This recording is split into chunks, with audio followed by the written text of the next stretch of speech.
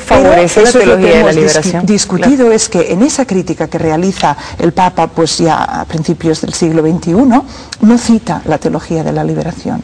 Es decir, no cita a sus autores y no cita su contribución, que ha sido no solamente intelectual, sino de sangre, contribución de mártir, contribución de dar la vida por una causa que es la única manera. ¿Cree que es una omisión, es miedo, son presiones políticas? El miedo es fundamental, porque la teología de la liberación, uno no se mete ahí para que todo se quede igual. Claro, si uno se la toma seriamente, las estructuras, las eclesiales y las sociales, deberían cambiar, y no poco, deberían cambiar de forma radical. ¿Y es posible que estos cambios ocurran dentro de la estructura de la Iglesia? Yo creo que esto es imperativo. No ocurrieron el siglo pasado. Es imperativo que ocurran, y bueno, yo ahí no puedo hacer de profeta en ese sentido, porque no tengo bola mágica, pero yo me inclino para pensar que esos cambios están ocurriendo constantemente. Es decir, gracias a que en la Iglesia y en la sociedad hay personas que ese secuestro patriarcal del mensaje liberador no se lo tragan, no se lo creen, gracias a eso aún existe mundo, si no ya habría desaparecido antes. Yo estoy convencida que,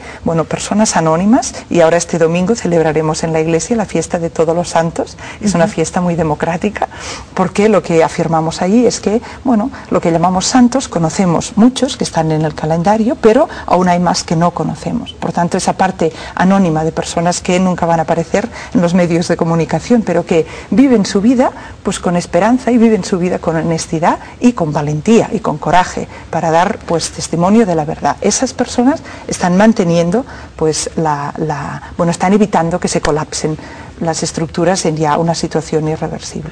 La mujer dentro de la Iglesia católica, que ha sido prácticamente echada a un lado, y usted creo que pudiese contarlo mejor que yo. Yo creo que en esta no es un hecho que esta discriminación existe, estructural, y es un hecho que no existe solamente en la Iglesia, porque yo siempre que hablo del tema, pues cito, por ejemplo, un estudio que hubo en la ciudad de Barcelona en el año 2000, o sea, muy reciente, que lo que hicieron el ayuntamiento fue analizar cuántas horas dedicaban al trabajo doméstico las mujeres y cuántas horas los varones, en una ciudad pues que se supone moderna y abierta como es la de Barcelona en España.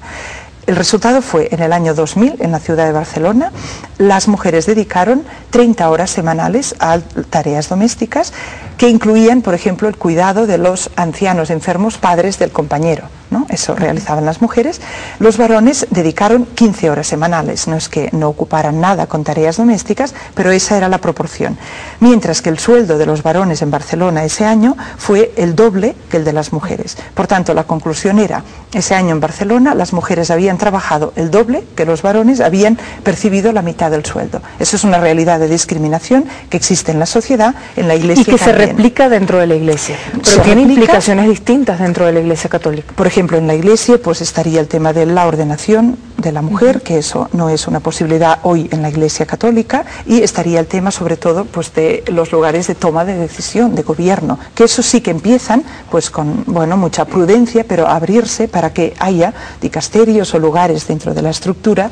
Pero ya le digo que yo creo que si realmente la teología de la liberación se encarna con seriedad en la Iglesia, no es un cambio de maquillaje la consecuencia que tendríamos, sino un cambio muy radical de estructuras. Y en ese cambio, ¿no?, si le parece, puedo comentar un poco, sí, por favor, esta noción que es el mismo lenguaje a veces que utilizamos de formas pues que, bueno, enmascaran o marginan lo que sería la experiencia de las mujeres. Entonces yo esta mañana he dado mi contribución en este foro, en el CELAR, y he hablado de una noción que es la de co-creación. Y co-creación yo creo que es una noción muy importante, porque cuando pensamos en Dios, imaginamos pues que es, bueno, una especie de poder, podríamos pensar, ¿no? Poder masculino. Sí, masculino. Así no, y por así ejemplo, lo presento. Aunque nadie, bueno, sabe, ¿no?, la mayoría de personas, que no es exactamente que Dios sea con una barba blanca, pero eso es una imagen pues simpática para mucha gente, y en cambio sería una imagen ofensiva imaginar a Dios con 2 trenzas. Eso parece ridículo, ¿verdad? En cambio, imaginarle con una barba blanca de patriarca,